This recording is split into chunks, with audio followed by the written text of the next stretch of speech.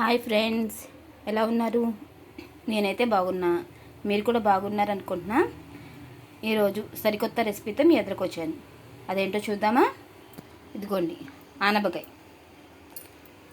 మొన్న మా తమ్ముడు అయితే వచ్చాడు, సాటర్డే వచ్చాడు. సాటర్డే వాళ్ళ చెట్టుకి కాసిందంట ఆర్గానిక్ ఆనపకాయ. నేనైతే హాఫ్ నిన్న సాయంత్రం మా ఫ్రెండ్ వాళ్ళకి ఇచ్చాను.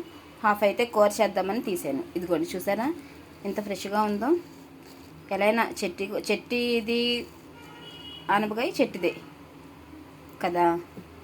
నాకైతే కొంచెం చేస్తూ మాట్లాడాలంటే ఇబ్బందిగా ఉంది. అలా మాటలు తడబడి పడినప్పుడు సారీ, ఏమనుకోమాకండే. ఫస్ట్ టైం కదా నేను యూట్యూబ్ ఛానల్ క్రియేట్ చేసింది, కొంచెం అడ్జస్ట్ అవ్వండి. ఇప్పుడు ఈ ఆనపకాయ కట్ చేసుకొని పాలు పోసుకొని కూర వండుదాం. అది ఎలాగో చూపిస్తాను మీకు, ఓకేనా? ఇదిగోండి, ఆనపకాయ ముక్కలు అయితే ఇలా కట్ చేసుకున్నాము. చూసారు కదా, సన్నగా ముక్కలు కోసుకోవాలి. దాంతోపాటు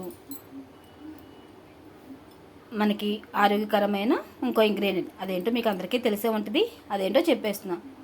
ఆనియన్స్, సన్నగా కోసుకున్న ఉల్లిపాయ ముక్కలు, దాంతోపాటు మిర్చి ఘాటుగా ఉండాలి కదా, పచ్చిమిరపకాయలు. ఈ రెండు వేసుకొని, నేను చెప్పాను కదా పాలు పోసుకుందామని, చిక్కటి పాలు. మీకు ఆ రోజు వీడియోలో చేసి పెట్టాను కదండి. మళ్ళీ నేను ఈవినింగ్ ఏదైతే వెళ్ళామో అక్కడికి వెళ్ళినప్పుడు మళ్ళీ పళ్ళు తెచ్చుకున్నాను. చూసారు ఈ పాలు ఎలా ఉన్నాయో, ఎంత చిక్కగా ఉన్నాయో.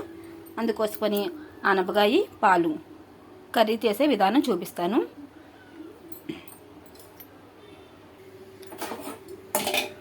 స్టవ్ ఆన్ చేసుకొని కళాయి పెట్టుకోండి. ముందే మీకు చెప్పాను కదా, నేనైతే ఓన్లీ సిల్వరు, ఇనుము లేక ఇత్తడి, ఈ మూడిట్లోనే వండుతాను కదా. అందుకోసమని సిల్వర్ మూకుడైతే పెట్టుకున్నాను. ఆయిల్ పోసుకుందాం.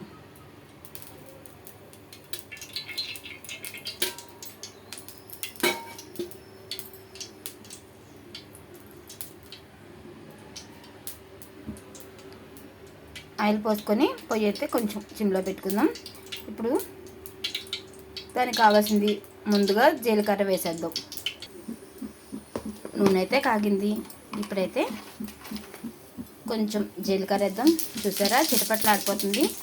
దాంతోపాటు కొంచెం ఆవాలు. ఈ చిటపట్లు ఆడాక కొంచెం కరివేపాకు వేసుకుందాం. కరివేపాకు లేని కూర ఏమైనా ఉంటుందా అంటే ఏమీ ఉండదు. వేయంగానే బుస్సుమని శబ్దం వచ్చింది. అవైతే వేగిపోయినాయి కదా. దాంతోపాటు మనం పెద్దలపై అయితే వేసుకుంటున్నాం. వాటి చిన్నులపై వేసుకోకపోతే ఎలాగా? ఇదిగోండి, చిన్న ఎల్లుల్లిపై వేసుకున్నాం. అది వేగుతూ ఉండగా వేసేసుకున్నాం పచ్చిమిరపకాయలు, ఉల్లిపాయలు.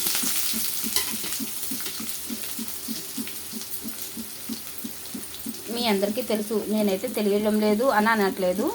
కానీ ఇప్పుడు రీసెంట్గా కొత్తగా పెళ్లి చేసుకునే వాళ్ళు ఉంటారు కదా, వాళ్ళకి వండుకునే విధానం తెలుసో తెలియదో ఉండదు. నాకైతే పెళ్ళైనప్పుడు ఏమీ తెలియదు. అలా వాళ్ళ కోసమని ఈ వీడియో చేస్తున్నా.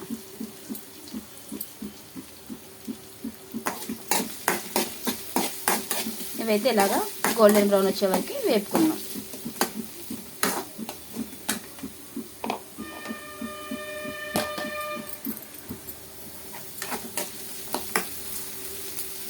వేపుకుంటూ మీతో మాట్లాడతాం. అదేంటో తెలుసా? ఆనపకాయ కోసమే.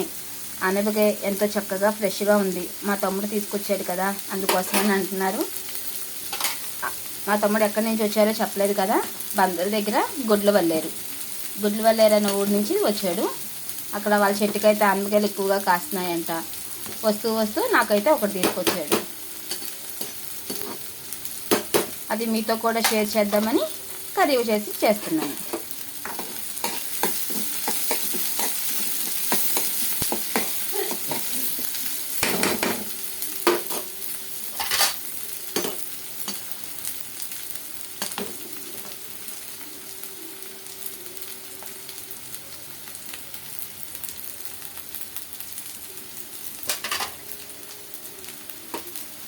చూసారా చిటపట్లాడుతూ చక్కగా వేగిపోతున్నాయి మన ఉల్లిపాయలు.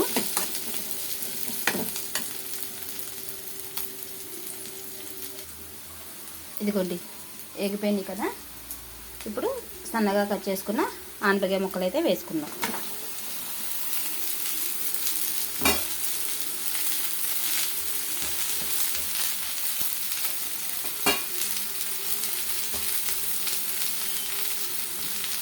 కాయ అయితే లేతగా ఉందని చెక్కు పైపైన తీసాను. చెక్కు పైపైన లైట్గా పైపైన తీసాను కాబట్టి మీకు గ్రీన్గా కనబడుతుంది. ఇది కొంచెం బాగా వేగనిద్దాం. తొందరగా మగ్గాలి కదా మనకి. అది మగ్గేటప్పుడు కొంచెం సాల్ట్ వేసుకుంటే త్వరగా మగ్గిపోద్ది. సాల్ట్ కన్నా నేను కల్లుప్పే ఎక్కువ వాడతాను కదా, కల్లుప్పు అయితే వేసుకున్నాను. కనిపిస్తుంది కదా, వేసేటప్పుడు మీకు షూట్ చేయలేదు ఏమీ అనుకోమాకండి. ఇప్పుడు కొంచెం పసుపు వేసుకుందాం. మా పసుపు చూసారా ఏ కలర్లో ఉందో. ఇది నేను పసుపు కొమ్మలు తీసుకొచ్చి ఆడించుకుంటూ కూరల్లో వాడుతూ ఉంటాను. మనం ఆరోగ్యం కాపాడాలంటే ఇలాంటివి చేస్తూ ఉండాలి. అదే మన బయట కొనుక్కునే వాటిలో అయితే కెమికల్స్ అన్నీ కలుపుతూ ఉంటారు కదా, అది నాకు ఇష్టం ఉండదు. నేను అందుకని మేము సంవత్సరానికి ఒకసారి పాడేరు వెళ్తూ ఉంటాము. అక్కడి నుంచి పసుపు కొమ్మలు తెస్తూ ఆరబెట్టుకొని ఆడించుకొని ఆ పసుపు అయితే వాడుతూ ఉంటాను. చూసారా ఎంత కొంచెం వేసినా సరే పసుపు ఎంత గ్రీన్గా పట్టేస్తుందో పసుపుగా.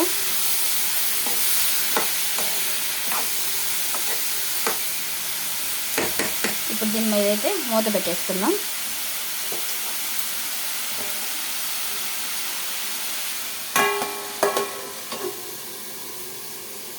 ఇది నిదానంగా మగ్గిద్ది. ఆ మగ్గేలేపు మీకు ఒక చిన్న టిప్ చెప్తాను. అదేంటంటే, మళ్ళీ పాలు చూపిస్తున్నాను కదా, మళ్ళీ పాలతోనే టిప్ అని అనుకుంటున్నారా? అవునండి, అది నిజమే.